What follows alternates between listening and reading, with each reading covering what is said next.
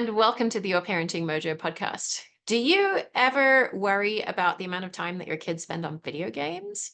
Do you wish that they would apply themselves to homework and to learning with the same zeal that they do with video games? Do you find yourself rewarding them with video games and saying things like, if you do your homework or tidy your room or do some other task that you don't want to do, then you can play video games?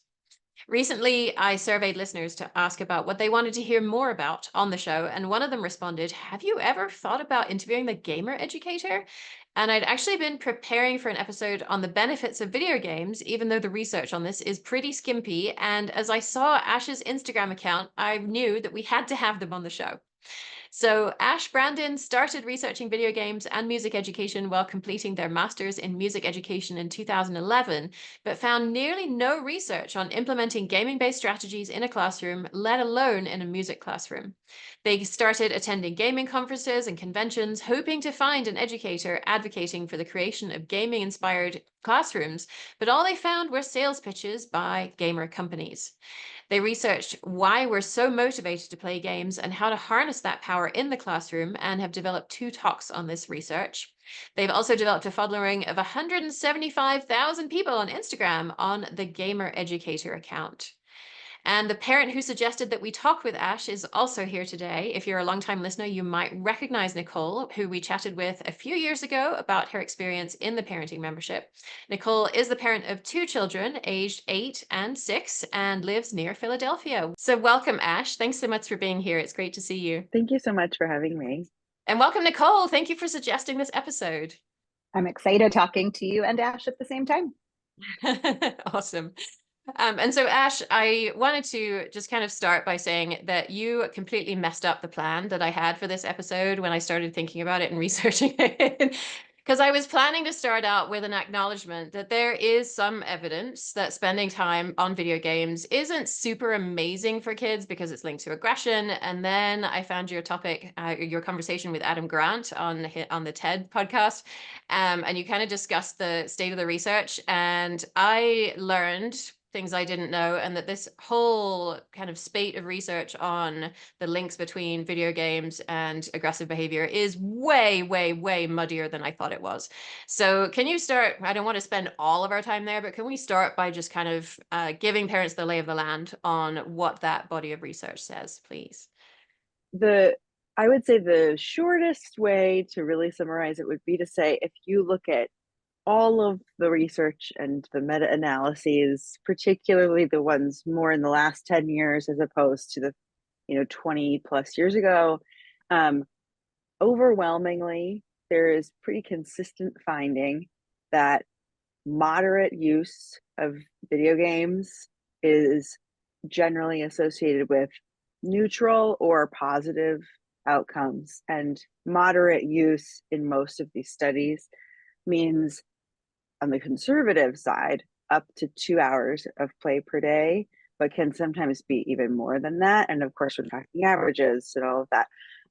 But generally speaking, that kind of moderate use is actually where we see the best outcomes for the majority of players. That's probably the simplest way to look at it. And if we see some of the kind of outlying things, trying to find some of these negative associations, a lot of those studies in one way or the other have a limitation or multiple limitations. And there have often been researchers that have come back and looked at that research and reanalyzed it and have found an existing bias or other limitation that has impacted the results or the supposed significance of the results. And we, however, as you intimated already, that tends to be what takes hold in our public consciousness. It's more the negative than the neutral. And I think there's many reasons for that, but partially some of the studies that found these more supposed negative results were also some of the earlier ones. So they had a lot of time to kind of take over because they were like the only thing in that area. There was a real dearth of research. So then when there's only 1 or 2 findings and they tend to be negative, that kind of takes over. And then it's very hard to refute that. because if you find that it basically has not much impact, that doesn't feel like it refutes negative impact, right? It feels like we'd have to find something, I don't know, that's proving that it's going to make everyone become a neurosurgeon to actually counteract something negative. But overwhelmingly, there are increasingly more and more findings, particularly also with adolescents, that look at things like overall well-being or prosocial behavior and find that screen time of varying kinds in moderate use is going to have a neutral effect on their life, or depending on what you're measuring, a positive outcome on some aspect of well-being. Okay. Okay, great. And so I just want to kind of double click into that a little bit and just get, a little bit more detail on, some of the things that people may have heard. And one of the things that was most interesting to me was that a large number of the studies don't take into account potentially confounding variables. Can you tell us what some of those confounding variables might be that interact with children's propensity for aggression? Well, first of all, I think it's important that we make a distinction that many of the studies that attempt to cast gaming as having a potential negative impact on children were not done on children. Like the kind of seminal study that gets cited really, really ubiquitously was one of the earliest ones, which is why I think that happens. And it's from the year 2000. And it was done on college students, so young adults, but adults. They were 18 to 22, and the authors really summarized the findings as basically saying, "See, this is going to prove that video games are going to make kids aggressive," but it was not actually using children. So I know that was not your question, but I do want to just name it because we actually don't see that much research on children, because doing this kind of research with children is actually really difficult to do, because if it could have a negative impact, it would be really, really difficult to be doing that in an ethical way. But there are many, many things that are just really really difficult to account for in this kind of work. And I know you've probably found more than I have, but things like sometimes they can account for socioeconomic status or family makeup, but there's just so many intricacies that we can't necessarily account for or even know to screen for, like divorce or trauma, because even defining trauma, it would be difficult, or witnessing violence like domestic violence or being the victim of some sort of violence.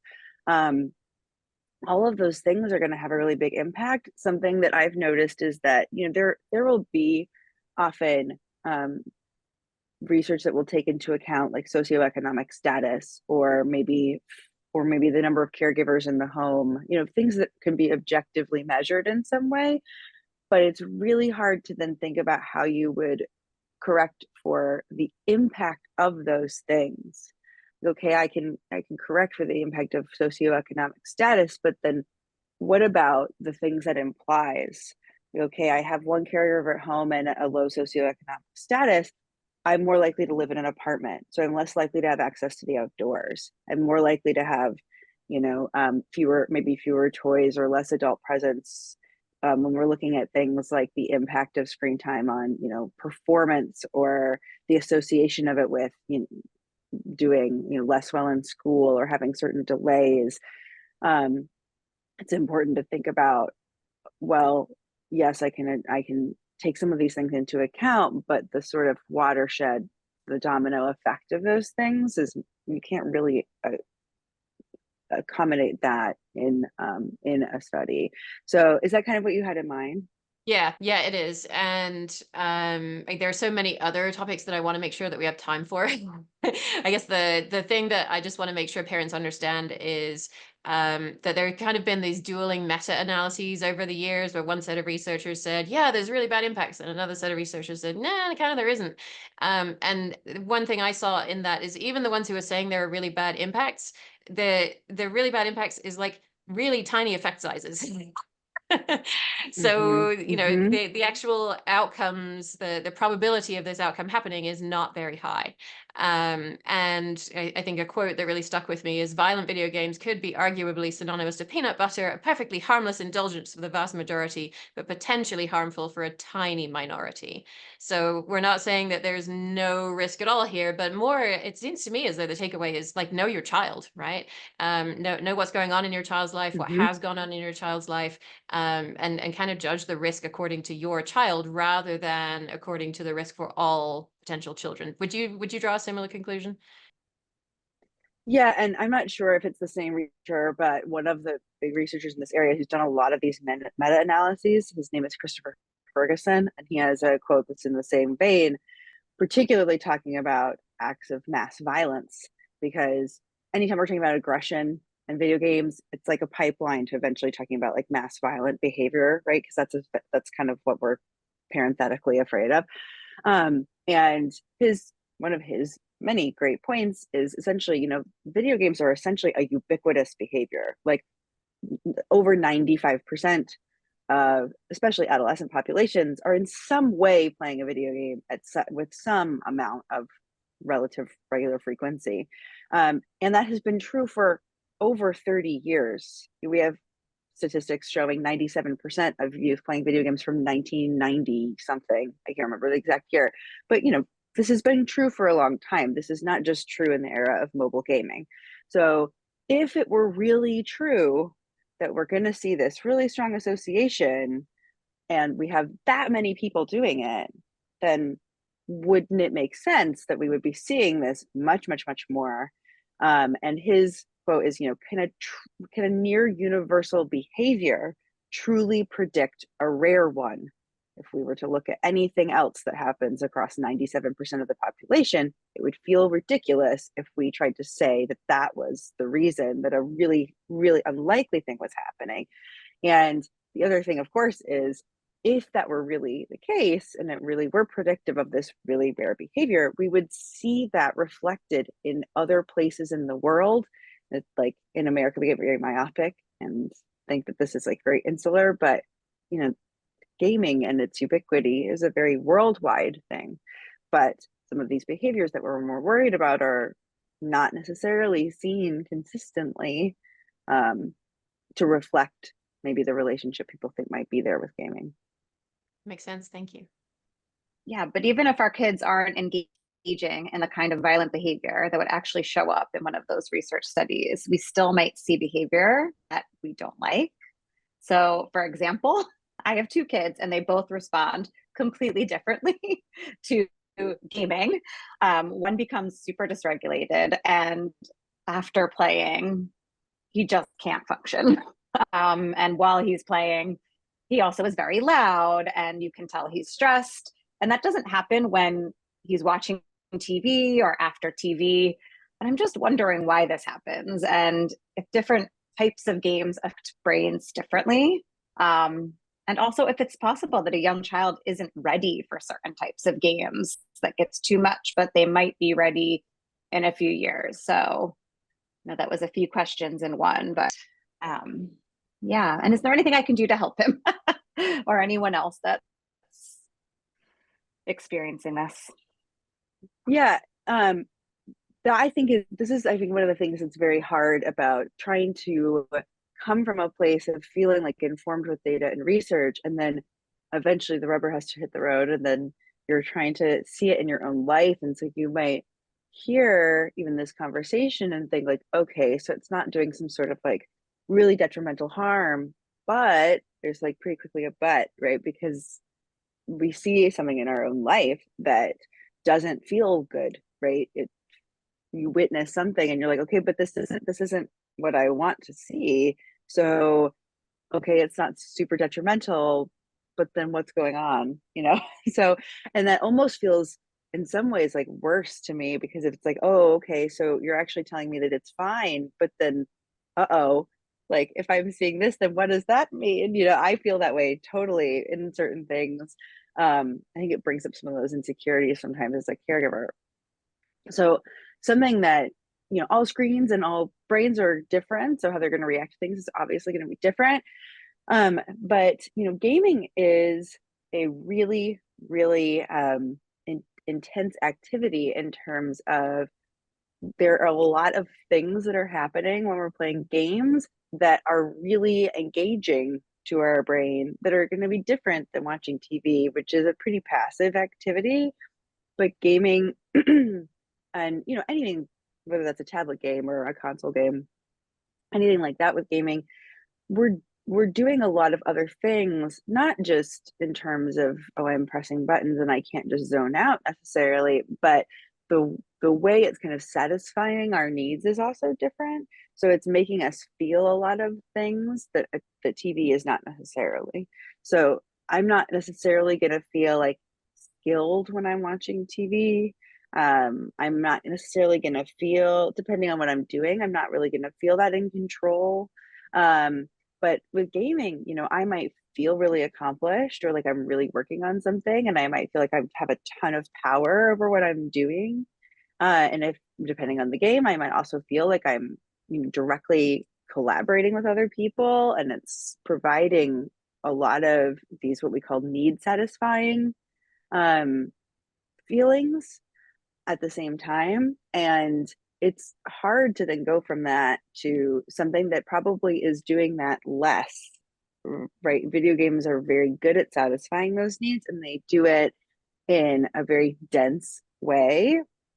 This is the work of Rigby and Ryan, who've done a lot of work in this area, and they talk about the density and frequency of how games make us feel these things. And it's not that other things don't make us feel those things, but it's going to be less consistent and it's not going to happen as often. So it's hard to go from something that's doing everything you kind of want and making you feel things you want to feel to something that's not going to do that as often. And you mentioned the state of dysregulation. So we're doing all of that with our brain, but probably our body is not moving as much. And so there's this real disconnect between the input our brain is getting and what our body is getting. And that can be really difficult, particularly for kids. So when that's happening, I invite people to get really curious to see what you might notice, because in my household we also have certain games that are just a much harder ask of my child, basically, right? Like they're a harder ask of their brain in terms of staying regulated. And it sometimes helps to stay neutral in those moments to then notice, okay, what, like, is this every game that they've played, or is it ones where they're competitive, or is it this particular game? And when we get curious, we can stay open without just sort of spiraling, and we can focus on the things within our control. Like, okay, they really like this game, but it was like really hard yesterday. What would it be like if we like shortened it by 5 minutes? Or if we did it at a different time of day? We put in an opportunity for some, regulatory inputs like beforehand or something, just to see if that makes any difference, kind of getting curious about it. Because if our goal is to have this be part of our kids' lives, and we want them to be able to balance it with other things, then we also want them to be aware of this too. Not in a punitive way, but just in a, hey, did you notice this? Like, how'd this feel today? How did it feel yesterday? Oh, it seems like maybe this game is better when you have less time, or have gone outside beforehand, or whatever. So they're making those connections and realizing, oh, okay, like I can make these adjustments for myself. And the last thing I think can be helpful is, if you know your child, you probably know that they have some sort of tell that they're like trending toward a state of dysregulation. Like you mentioned, loud. My kid is also someone who gets loud. Like they're not angry, they're just loud. It's their voice volume is just like up and up and up, or they get kind of like wiggly. There's movement happening that doesn't seem helpful.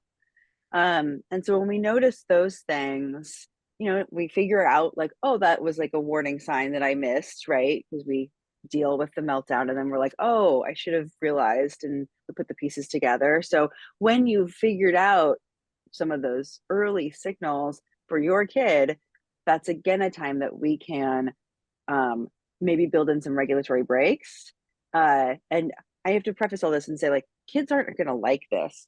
Like, no, kids in this state are not going to be like, okay, But again, the goal is sustainability, right? The goal is digitally literate kids. The goal is kids who can be adults who can manage these things. And we want that for food, and we want that for leisure, and we want that for managing difficult social moments. And all of those things require teaching when it's happening, and it's not always fun, right? So these moments aren't easy to do, but I think that it's really helpful if we can. And we won't always have that in us every opportunity, right? But if we can every once in a while, great. So if I hear my child trending that way, we can stop and say like, hey, we're not mad. There's nothing, like, we're gonna keep playing, but we're hitting pause so that we can, and then do something that's gonna kind of bring the literal volume down, but like the regulatory volume down of whatever works for your child, some somersaults or some jumping jacks or a quick, run around the block or whatever, to just kind of try bring that down and then come back to it and try again. And then again, we can check in with them. How does it feel now? Better or worse? Should we try something different next time? In my household, we bought like a wobble board, like those kind of like half semicircular boards that you can like balance on. And my child does not like when we suggest using this, but what we've noticed is that if they do it, they will continue to play and do it at the same time, so that they are like getting some of that regulation and that physical input, but they're still able to do the game. And we've noticed that it actually helps them improve their performance because their body has something to do. And so then we've been even able to say like, hey, you're frustrated because you're losing this race and you're getting loud and kicking your legs. We're going to pause, get on the board. You're going to end up doing better anyway. And then we can circle back to that and find a way to make it into a positive and more about like kind of skill building and skill recognition. So all of that is a very long answer to your question, but anything we can do to find those things and just work on them little bits at a time.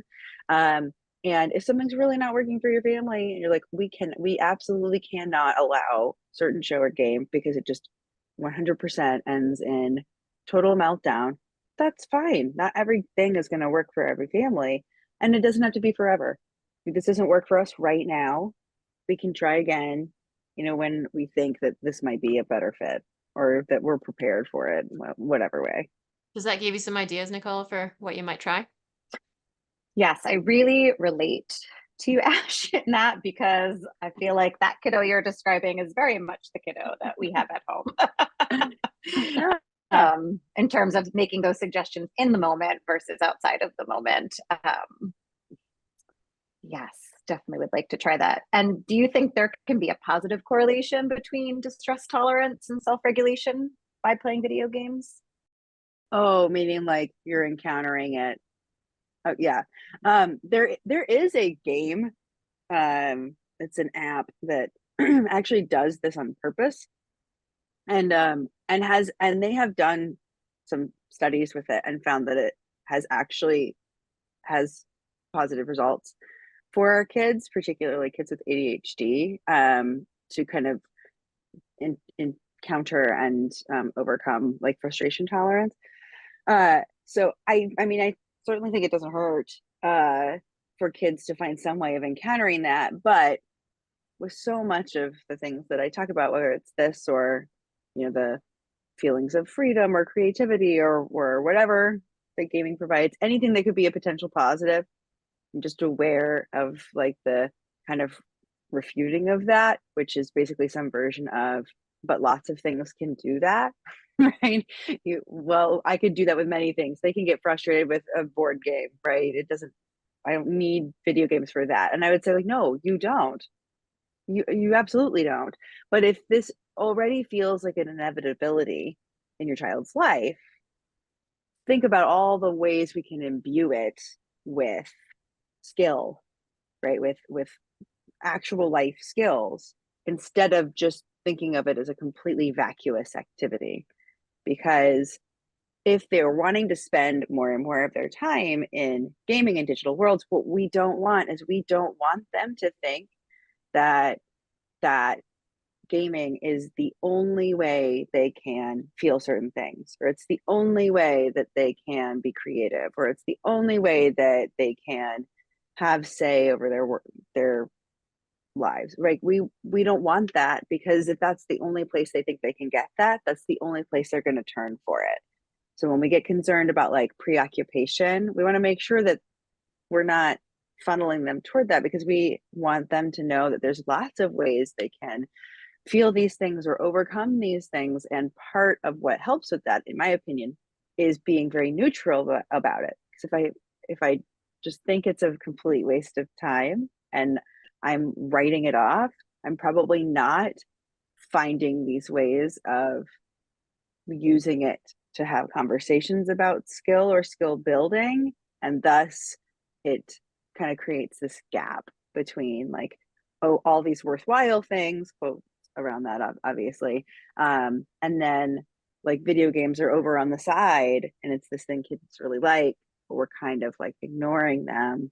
And that just creates this big discrepancy. So yeah, I think absolutely. And we can do that in lots of ways. We can, if they're having difficulties in the game, we can draw comparisons to the real world. If they're having difficulties in the real world, we can draw comparisons to the game, right? Like the kid who's struggling to learn a new skill in some sport or discipline, we can draw comparisons to how they overcome and deal with things they're trying to learn and do in a video game, and what they do and how they get over that. Because it is still the same skill, right? It's not done in the same way, but it's still the same idea. I have to try something many times. I have to overcome disappointment and frustration.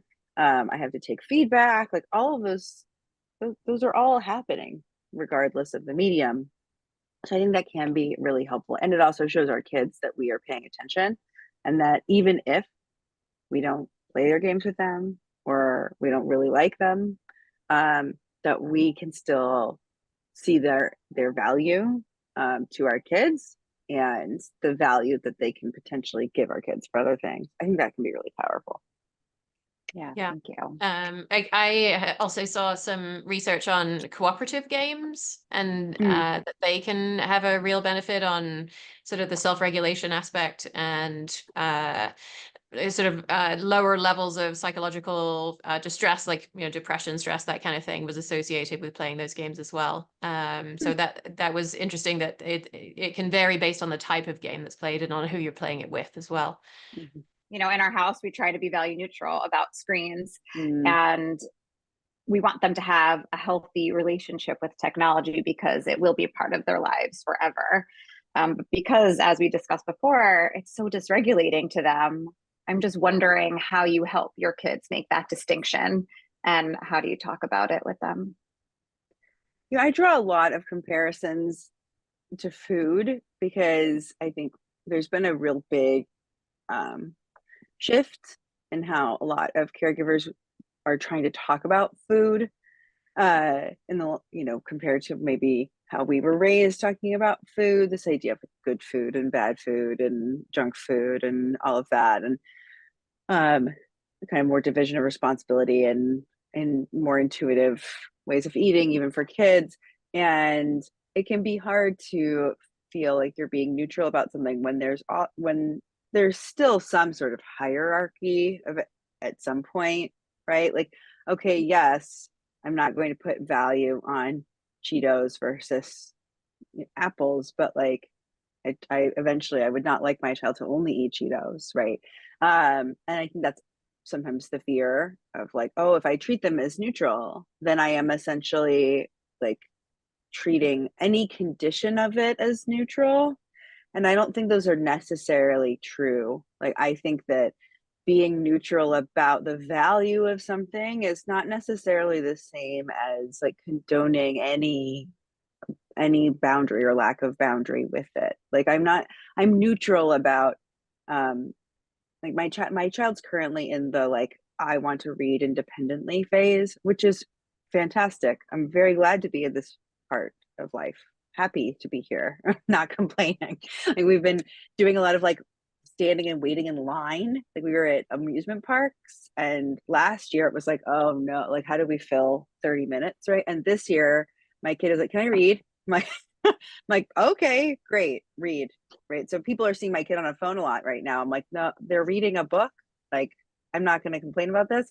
But my kid has been reading a lot. Like yesterday, between like travel and standing in line, my kid probably read for like 2.5 hours yesterday. And there are times where my kid would just sit in their room and read, like undisturbed and not moving for like a long time. And that neutral and validity of different kinds of activities kind of works in reverse, because sometimes I'm like, if you were sitting and playing video games for an hour, I'd be like, we need to do something else, but if they sit and read a book, we're like, oh yay, but but sometimes that can still lead to some of those same things of like, yeah, if I sat and read for an hour and I didn't move and didn't do anything else, like, yeah, eventually I'm going to need to get up. Like, I am going to get kind of grumpy and stiff. So sorry, I've lost the thread here, but that neutrality doesn't have to be a lack of and boundaries around it. I can still have neutrality and still have boundaries, much like the Cheetos can be a perfectly neutral food compared to the apples, but I might, serve them less or have fewer on a plate. They can still have more, but I'm not, serving them in the same kind of way.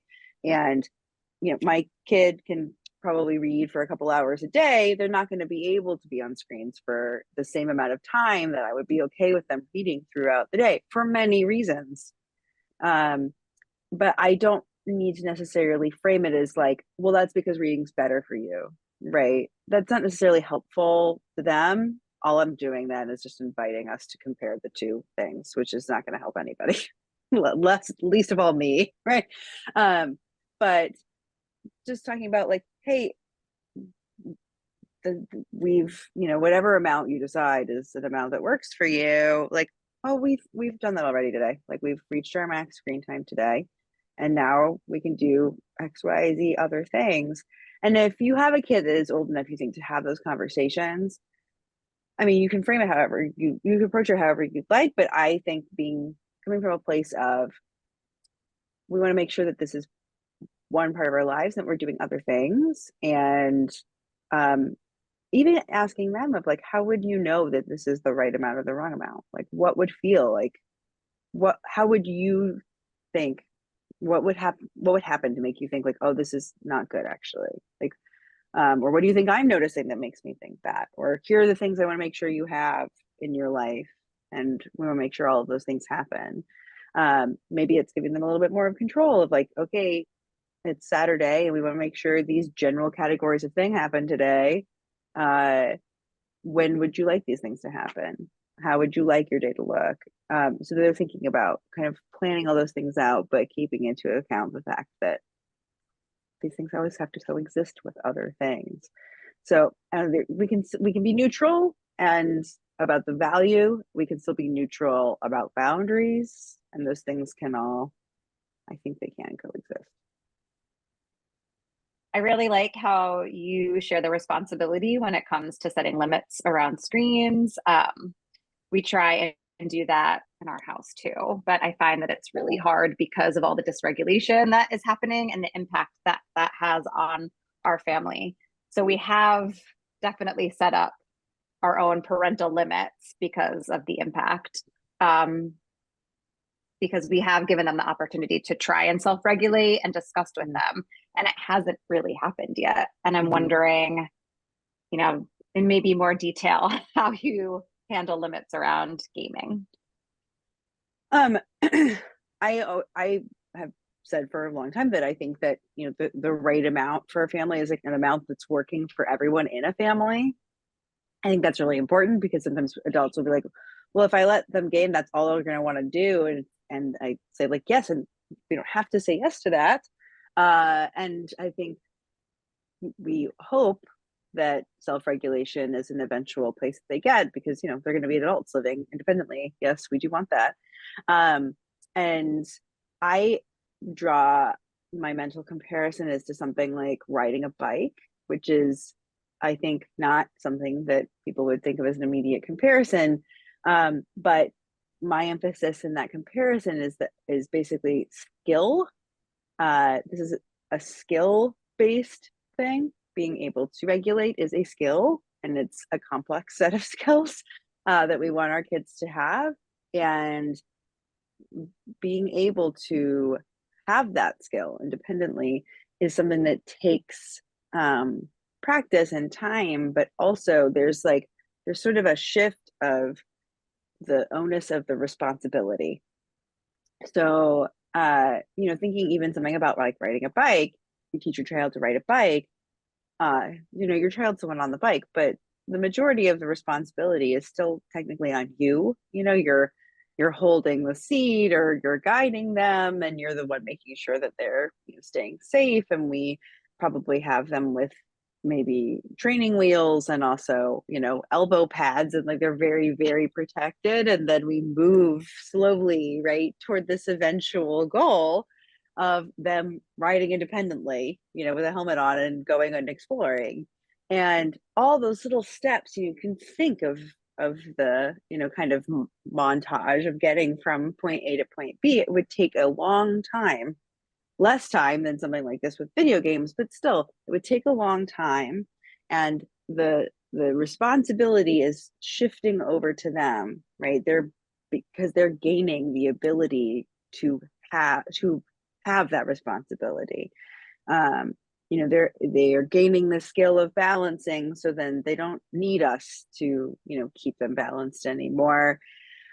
That's a skill. So if our goal is eventually self-regulation, then my question to myself would be, what ways am I giving them to practice this specific skill within this in a way I think they can currently handle? Right. So if I'm like, okay, I'll let them, just be in control of turning it off, but they still need to be turning it off like within my parameters, right? If they can have an hour in a day, and I'm like, okay, it'll be their job to keep track of the time. Well, if they like completely blow past that and are like completely unaware, and then we're arguing because they didn't keep track of time, to me, that would be a sign of like, oh, that was too much. Like we went too far. And let's back up, because if it's way past their ability, right? No amount of doing that and failing is going to magically just make them be able to do it, right? It's a skill. So, okay, it would be like if I let go of the back of the seat and they fall over. If I immediately am like, oh, well, let's do that again. It's probably not going to, it's not going to happen differently, right? And they're not going to magically be able to balance by me allowing them to fall over 10 times in a row. Instead, we would change what we're doing. And I'm not trying to imply that's what you're doing here. I'm speaking just generally. But if it were like, oh, okay, so I said that you could have it up to an hour and you blew past it today. Today, it's an hour, and like we'll have a timer to help you monitor how long it's been. And you can let me know when the timer goes off, right? Or maybe, you can decide when this time falls throughout the day, but you're going to use your timer. I really appreciate that bike analogy, Ash, actually. And I am seeing in a new light some of the ways that we have been using those tools without even sort of cognitively realizing what we were doing. And Nicole, I know you've been around my work for a long time. I'm wondering, have you ever done an unlimited screen time experiment? I know it's been talked about in our communities a lot. Per your suggestion, I have. Okay. Because how did it go? I wanted to see, as I also did know how yours went, but yes, that probably, and you can speak to that, but it was not how ours went, because okay. of the all right. Well, let me say yours Mhm, first, and then you can say how yours went. okay. So we did this at the beginning of the pandemic when my daughter was like 5.5. She was wanting always more time on screens. And we said, okay, well, let's see if you can do this, right? Let's see if you can regulate this for yourself and find a balance between spending time on screens and doing other things. And so I picked an amount of time. I picked a month, because to me that felt like for a 5.5-year-old, it was an amount of time that they were not going to be like, okay, we're almost at the end and I'm going to get every last moment of screen time I can out of this, because it's going to come to an end. I wanted to feel really expansive to her. And it was I got more work done that month than I ever have in my life before. And towards the end of the month, we're sitting next to each other on the bed, and I'm working and she's on screens. And I said, you know, how are you doing? Do you want to take a break? And she, her eyes stuck to the screen, and she's trying to turn her head to me without taking her eyes off the screen. She's like, I want to stop, but I can't. And at that point, it is crystal clear. We are at the me holding the seat stage of this journey. We are nowhere close to the her riding by herself stage. So, Nicole, now I'm curious as to how your experiment went. I admire you for taking a full month to do that. I think ours probably lasted about a week and a half. And I printed out a calendar so that we could take some data, because I thought from day to day, we wouldn't remember how we were feeling at the end of screens when we decided to come off of them. And just so we could have some sort of like happy face, sad face, maybe neutral face. And because all of those days ended in a lot of meltdowns, we decided to end that a bit earlier than you, and decide that we are on we probably shouldn't even be on a bike right now. Let's stick with walking or scooting. Yeah. And then I felt very confident about the limits that I was setting in that moment. Yes. And that that to me is what's really helpful, right? And you got to the same place I did coming out of it, which is that, okay, now I know that limits are required, that she cannot do this by herself. And then we repeated the experiment again at like annual intervals. She would ask to do it again. And she's just turned 10, and we last did this like 6 months ago. And she's now pretty much managing it for herself. So we last did a 2-week experiment around Christmas, and yeah, she did it. She did it for up to about the limit that we've been doing, and then she would stop and go and do something else. And it's not perfect, and we do still remind her, and you know, how much have you done today? What's your plan for the rest of the day, kind of thing. So we're still kind of like in the same vicinity as the bike. She's not completely, you know, going off on a 20-mile ride by herself yet, but she is riding. She's riding. And so, Ash, I guess I'm curious, have you ever tried anything like that? Like, how does that fit with the way that you approach limits on gaming with your child? Well, so I haven't tried it personally, especially during the year, like during the school year. I'm like like there again, it's like, how do we make this work for everyone in the family? And right now I'm like, no, I need it at a certain time, like for me, you know. And I also need that time to be time that won't be too demanding of my attention, in case it's, you know, just too long and all of a sudden I need to really switch on to being very present. Currently I'm like, no, I kind of need like that dedicated chunk of time to make sure dinner's done and things are kind of accounted for at the end of the day. And right now, like that, I need that to, like, consistently enough that I don't want to bring in a variable that might mess with that. But on weekend days, I could see that maybe happening. My kid would probably be very happy to try this. But I do think it's interesting because essentially, you know, it's all different ways of trying to accomplish the same thing, right?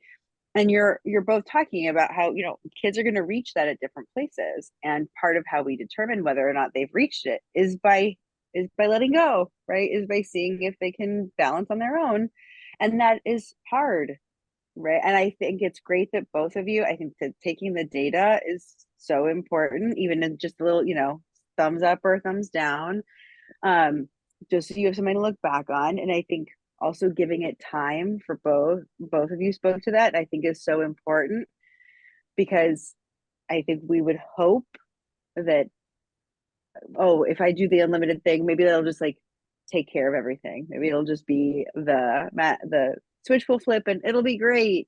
And it might for a couple of days, because as you mentioned, Jen, they'd just be happy to be able to have it as much as they want, and probably exceed way more than we would like, but they'd be thrilled. And then we're like, okay, maybe this is going to work after all. But giving it time for things to adjust, I think, is also really important. And sometimes you do that. And I think what's interesting is you both kind of came to the same conclusion of like, we're not ready for this, but you kind of came to it from two different places. right? Because from the outside, Jen, it sounds like actually people would have maybe looked at your daughter and thought, well, this is working fine, right? Because you were getting work done, she was quiet, but you still knew, like, okay, you could still tell she can't actually stop on her own. It's just the way that's manifesting is different than Nicole. You were coming to the same conclusion, but you're just seeing it in two different ways. But I think that's really interesting that it technically didn't work and worked in the same, kind of outcome, but going to see it in different ways because kids are different, because kids and their brains are different. And sometimes you get a kid who might have the introspection to be like, I want to stop, but I can't. And sometimes you're going to have a kid who can't, who will not have that introspection because they probably don't actually want to stop. And they would like to keep going, and it's not serving them well. And I think all of that, like, that's not, to me, that's not failure. To me, it's just more information. And then is another way of talking to our kids about, like, what have we learned, right? Like, okay, we put a thumbs down or a frowning face, but why? Did it feel good? We've had the conversations like that similarly in my household lately of just like, hey, days that you say that your mood is like this, we're also noticing this. Is there any relationship here? Just to, again, start that skill building of getting them aware of it, because then hopefully we can transfer some of that responsibility from us to them. Like you said, Jen, of, okay, what's your plan for the day? How is this going to fit in your day? That's definitely a thing I would like to be able to say to my preteen or early teenager. What's your plan for the day? And part of how to get there is having these opportunities to kind of figure out what they can and cannot currently manage on their own. Yeah. Yeah, we definitely didn't look at it as success or failure. It was all success. It was just, what information did it give us, for sure. So. Ash, you alluded that using screen time is important to you as much as it is important to your child. And I'm wondering if you ever have to deal with guilt as a parent for using screens as a break or a time for you to get things done. I think that guilt and that potential feeling of shame is a huge reason why we even have these conversations about the value of screens at all. We mentioned data at the beginning, the research, and I think that's absolutely a part of it. But I honestly think that the data and research part is frankly kind of a distraction, because even if you show people like all of the data in the world and you can say, like, look at all of these meta-analyses and they refute all of this supposed negative outcome, people will still come back to like, but it's still not good, right? And I noticed Adam Grant did that in your conversation. Yeah. He was like, yeah, all the meta-analyses, but I'm still not going to let my kids play violent video games. Yeah, right. I heard that too. I've re-listened to that since and thought, like, yeah, that is interesting. But yes, we still find, we all have some discomfort threshold somewhere. But I think for many parents, they'll still be like, but they still shouldn't be doing it. And I think right underneath that is, if we really try to interrogate the why, I think it's because we don't always value leisure that's just leisure. But I also think that as parents and caregivers, we see this extreme responsibility that we take very, very seriously, which I think is a good thing that we take it seriously. But we do want to do right by our kids. We don't want to screw up. We don't want to do the wrong thing. And if we allow them to do something that is, quote unquote wasteful, that could be filling in for a quote unquote better use of their time, more productive, could be giving them a skill for their future self, right? If we fill that in with something wasteful like screens or gaming, then I'm failing them as a parent, right? Because I'm not providing absolutely everything I could be providing. And I think that is, you can't win. Like there's no way you can win when that's how you're framing it. But I like to flip it and say, screens should benefit everybody in a family, because if an adult is using a screen to help meet the needs of their family, themselves, right, that is going to benefit your child. If screens are allowing me to make dinner, which is true in my household, that's often what I use it for, it's not just allowing me to make dinner, right? It's allowing me to make a meal I probably wouldn't be able to make otherwise. It's allowing me to also, do all the other things that happen when one makes dinner, packing lunches or, going through the fridge or wiping the counter, right? It's allowing me to do some household labor and household tasks. It's sometimes allowing me at time to like decompress from my own day because otherwise I wouldn't have a chance. So my kids on screens, I'm putting in an AirPod and I'm listening to a podcast so I can like have a moment to myself. So that when I've made dinner and now we're going to have a meal, I'm more regulated. My kid might be more regulated. Like they've gotten a break, right? They've been at school all day long, being told what to do all day long. They also probably want a break. And that break doesn't have to be a screen, right? It could be something else.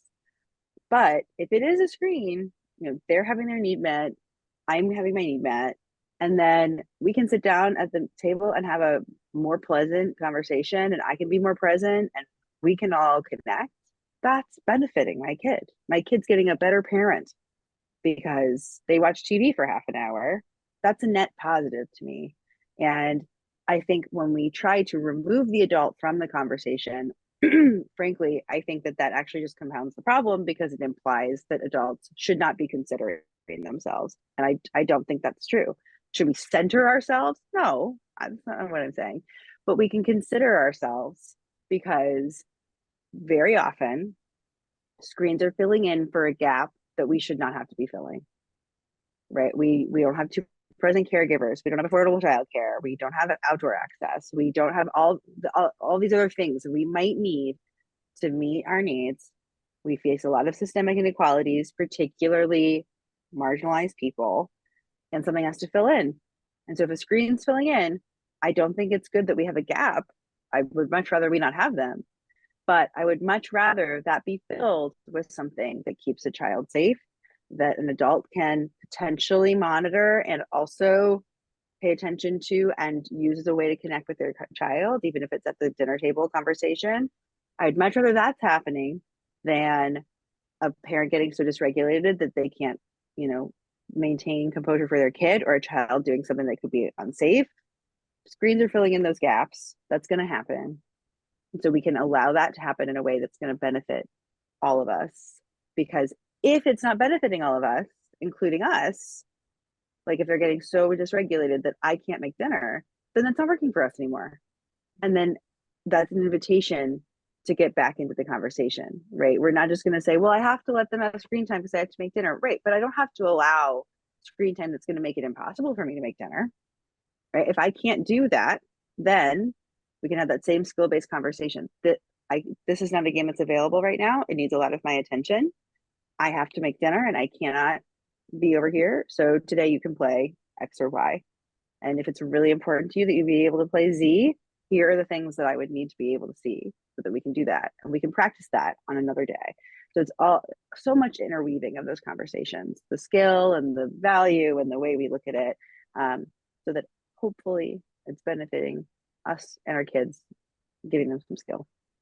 Yeah. And I just want to say, I could imagine parents listening to this thinking, okay, yeah, making dinner, that's me being productive. I can imagine not feeling guilty about that. But I, pretty often, when my daughter was a toddler, would stick her in front of a screen so I could take a nap, knowing that I would be a better parent at the end of that half hour in bed than I would be if I didn't get that.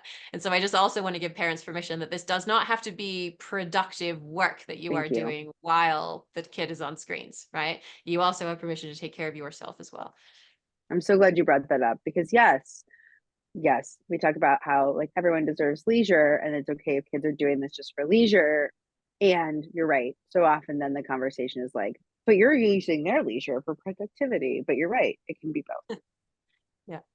A friend of mine, when I told I was going to be here today, asked me if you had any thoughts on the way that intrinsic motivation versus extrinsic motivation shows up in games.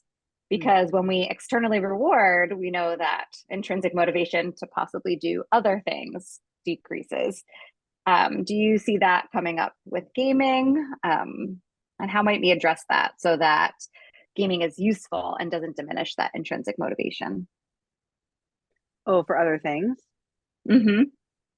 Oh, interesting. Okay. Oh, that's an interesting way of phrasing that question. Uh, okay. So the way I would probably answer that question, and I'll like wrap back around, but I think that's interesting because that kind of assumes that it's like a pie, that there's like a finite amount of intrinsic motivation, and that if we give too much to games, that it can't go somewhere else. And there, I think there is an amount that's true to that. I mentioned earlier, or a different part of the conversation, I mentioned that games can easily provide what is called these satisfying these needs, these basic psychological needs. And this is self-determination theory from Deci and Ryan, talking about what leads to intrinsic motivation. And they say that it's feeling these needs getting satisfied of competence, autonomy, and relatedness. And Ryan then went on to write a whole book about how this shows up with gaming with another researcher, and has talked about how gaming provides these things in many, many ways. And that's not a bad thing, right? Any activity that provides those things makes us feel intrinsically motivated, which means we're doing it because we genuinely enjoy it, not because we have to, but because we love it. And we love intrinsic motivation, I should say, like in education, and we love it as adults. If we saw our kids doing something like soccer or knitting or learning the cello, but as soon as they have that intrinsic motivation for something like video games, now the video game is addicting them. And I just think it's so interesting how we frame that, because actually psychologically, no, it's the same thing. It's satisfying their needs, and it's doing so in a way that tends to be more dense than analog activity, because the feedback is really consistent and frequent, and so it's a dense activity of satisfying those needs. Um, but it's not fighting against other activities. And I think the more that we are willing to acknowledge that video games can satisfy those needs, we actually can help our kids find other things to satisfy those needs. It's sort of ironic. The more that we kind of resent the fact that video games might be satisfying that, the less likely we are to point out the needs that it's satisfying to our kids, because that would feel like we're condoning it, right? If I say, oh, wow, you did so much, you're accomplished, then I feel like I'm praising the game. So if I think games are a waste, I'm not going to do that. Well, the irony is, then I'm probably not going to point out to my kid the other things they could be doing to also make them feel that way. And so then my kid is going to think, if I want to feel good, then I should play games. And that's absolutely the opposite of what we want. So we don't want kids to think the only way I can feel these things is through playing a game. We wouldn't want them to think that about anything, right? But we don't want that for many reasons, one of which is it is such a dense experience that it is easy for there to become this discrepancy between gaming and other parts of their lives, because the learning curve is going to be different. So it might not feel the same, and that's okay. But if we notice that they're working really, really, really hard at a task in a game, and like you mentioned earlier with like risk tolerance or frustration tolerance, if we notice then that they are trying a little bit in a craft kit and then they're abandoning it, we can try to make that same comparison and say, I know you can do this. I've seen you not give up. You don't give up when you're playing, Mario Odyssey or whatever, and make that comparison and try to kind of get them in to think of it in the same way. What can we do differently this time? What are we going to try this time? So that when they hopefully feel some success in an analog activity, we can praise it the same way we would with any other skill. And so then we're showing them, oh, I can feel this in other parts of my life. Will it feel the same? No, it probably will not feel the same. But lots of things we do make us feel those things in different ways. So I think the more that we can be able to view games again neutrally, we're more likely to see these actual kind of skills that they might be getting, and then we can draw those comparisons to other things to help them realize that actually this is just one part of their lives. It's not the only thing that's going to help them feel this way. They might like it more than other things. That's okay. I like certain ways of feeling and getting that feeling than others. That's okay. But it's not the only one, because when it's the only one, then it's the only thing they can turn to. If that's the only way that they can feel related to other people or in control, then they're always going to want to turn to that. It's like the lowest hanging fruit. And then that's when we can, see their attention kind of get focused myopically on one thing and feel like they're getting preoccupied. But when we can draw those comparisons to other things, then they can find other ways of meeting those needs and having variety. Nicole, I'm also wondering, I see a lot of parents who have this idea that extrinsic motivation means rewards, and so intrinsic motivation means not rewards. And so I think it comes up a lot in like household chores, right? Like, I don't want to reward you for doing chores. I want you to be intrinsically motivated to do chores. But that's kind of not what intrinsic motivation means, right? Ash alluded to this. Intrinsically motivated means I'm doing it for the love of doing it. Some of us do household chores for that reason, but not many of us. And so just because we're in this kind of reward-based environment within a game doesn't necessarily mean your kid, if you cut that off, your kid is suddenly going to want to do chores.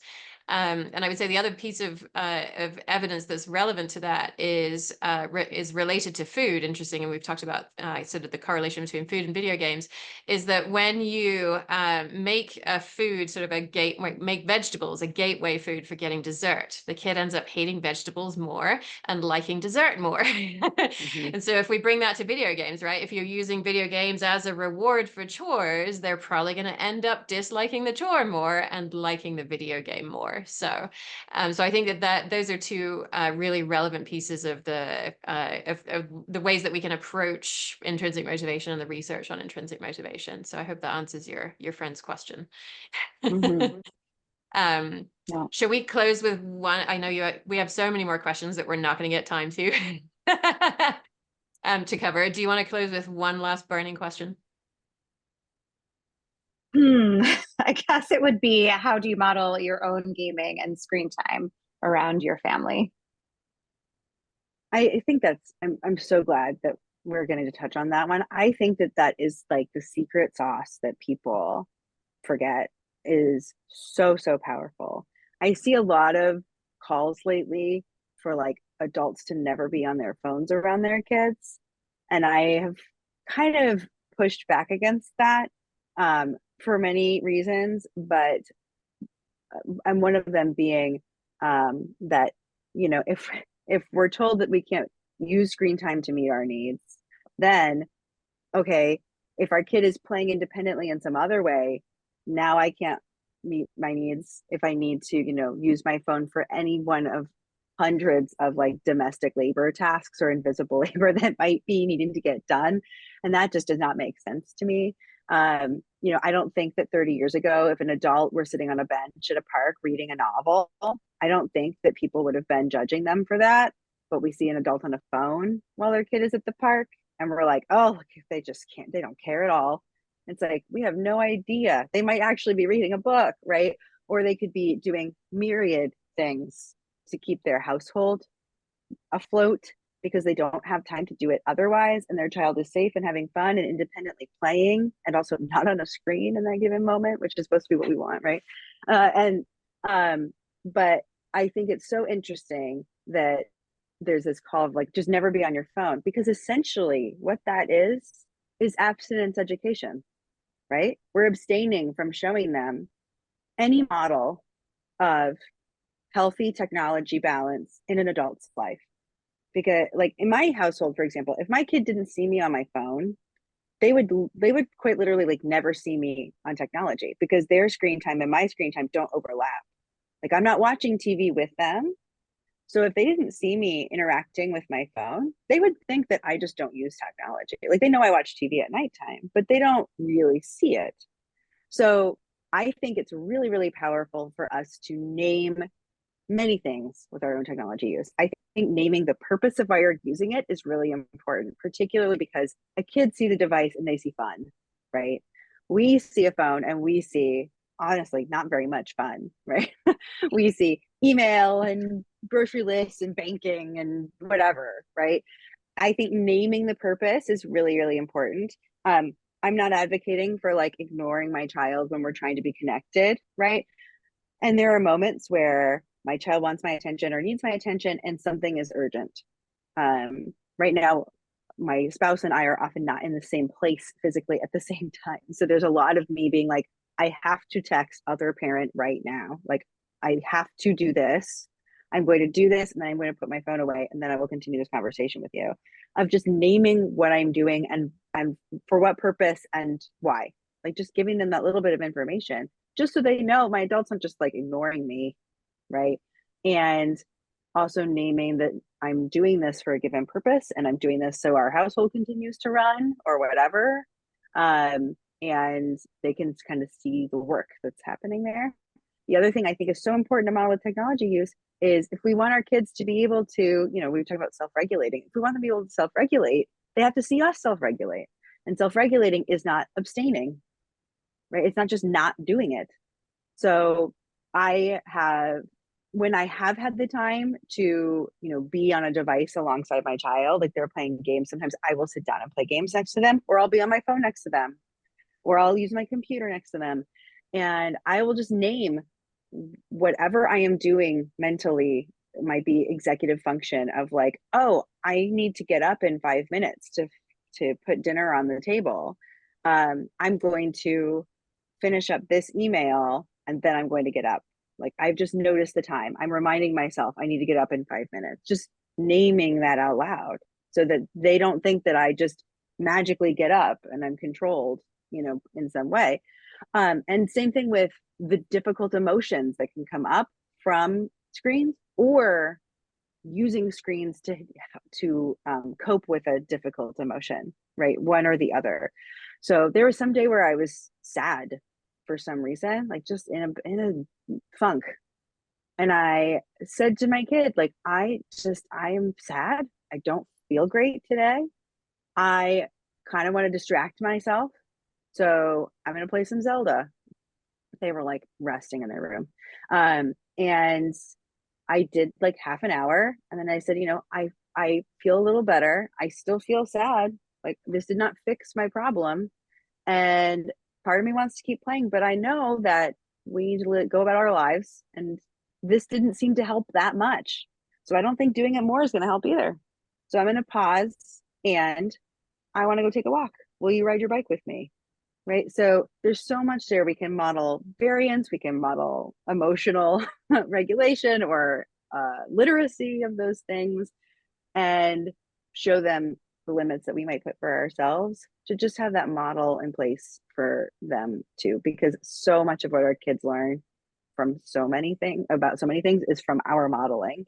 So I think scripting some of that, making some of the invisible visible to them, I think can go a long way in their eventual digital literacy too. Yeah, I 100% am agree. definitely, yes, I am definitely going to be doing that. Yeah, I mean, it's such a small but significant step, right? Of actually saying what you're doing instead of, I mean, it's so easy to just kind of disappear into your phone for half an hour, whatever, and then not say anything to your kid about it, but instead noticing, oh yeah, this is how it has helped me to shift my mood or not, and so I'm going to try something else. And do you want to come and do this with me? I mean, that I have not done that, and I will be starting to do that from now on. So, and it puts in some accountability, which I think can be really helpful too. Of like, sometimes you can even model of like, it's going to be really hard for me. Like I'm saying out loud, I'm going to spend 5 more minutes wrapping this up, and then I'm going to be done. To put in that accountability, and then kids will love to keep you accountable, right? Then they have a job. Right? Yes, they do. Well, thank you firstly to Nicole for suggesting this interview. You suggested it, we got it on the calendar, we got it recorded in record time. So hope that's an incentive to other folks who have ideas for episodes. So thanks, Nicole. I really appreciate it. It was such a pleasure to be in this space with both of you because I admire both of your work so much. So thank you for inviting me to be a part of this. Awesome. And double thanks to Ash for interrupting your vacation to be able to be with us today and illuminate a lot of ideas around screen time that maybe we hadn't considered before. So thank you so much for being here, for doing the work that you do in the world. Do you want to tell parents where they can find you? I know you're big on Instagram. Yeah. I pretty much just live on Instagram at The Gamer Educator. And you can find me there talking all these things. And sometimes a bit more technically. So if you're like, but how do I put in limits or, settings or whatever, like I delve into all of that too. So if you think it would be helpful, find me there at The Gamer Educator. And thank you so much for having me. It's such a great conversation. Yeah, you're welcome. And so all of the references for the things that we talked about today, as well as a link to Ash's Instagram handle, can be found at yourparentingmojo.com/gamer educator.